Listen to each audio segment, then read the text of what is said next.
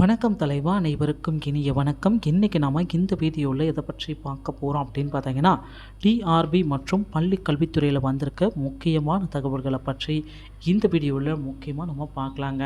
நம்முடைய சேனலுக்கு நீங்கள் புதியவராக இருந்தீங்கன்னா ஒரே ஒரு சப்ஸ்கிரைப் அண்ட் பெல்லை மட்டும் கிளிக் பண்ணி வச்சுக்கோங்க. நம்முடைய சேனலில் வர அப்டேட்ஸ் எல்லாமே மிஸ் பண்ணாமல் இருக்க இது மிகவும் அவசியங்க.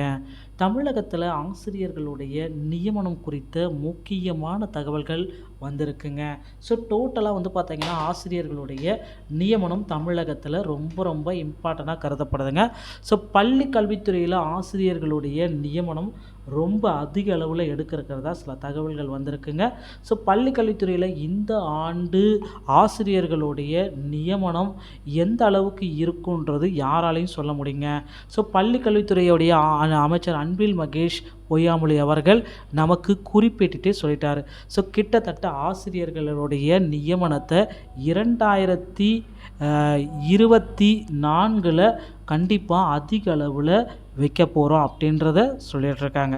ஸோ டோட்டலாக பார்த்தீங்கன்னா கண்டிப்பாக 2024 பள்ளிக்கல்வித்துறையில் கூடுதலான ஆசிரியர்களுடைய நியமனம் விரைவில் இருக்குங்க. ஆசிரியர்களுடைய நியமனம் 2013 மற்றும் 17 ஆசிரியர்கள் போராட்டத்தில் இருக்காங்க. உள்ளிருப்பு போராட்டத்தையும் நடத்திருக்காங்க. இடைநிலை ஆசிரியர்கள் மற்றும் பகுதி நேர ஆசிரியர்களின் பிரச்சனைகள் பெரும் பேச்சு நடைபெற்று வருகிறது.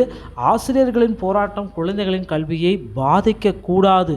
ஆசிரியர்களுக்கு தேவையானவற்றை செய்து கொடுத்தால்தான் உரிமைக்காக கேட்க முடியும். இருப்பதை வைத்து நிறைவாக நிர்வாகம் செய்ய முயற்சி செய்கிறோம். ஆசிரியர்களை பாமரமாக பார்ப்பதாக நினைத்துவிட வேண்டாம். கோரிக்கைகளுக்காக ஆசிரியர்கள் தங்களை வருத்தி கொண்டு போராட்டங்களை நடத்த வேண்டாம் என்று அமைச்சர் அன்பில் மகேஷ் பொய்யாமொழி அவர்கள் குறிப்பிட்டிருக்கார். இதனால் பார்த்தீங்கன்னா போராட்டங்களை சீக்கிரமாக முற்றுப்புள்ளி பண்ணுங்க, நாங்கள் உங்களுக்கு என்ன தேவையோ அதை செய்கிறோம்னு சொல்லிட்டாங்க.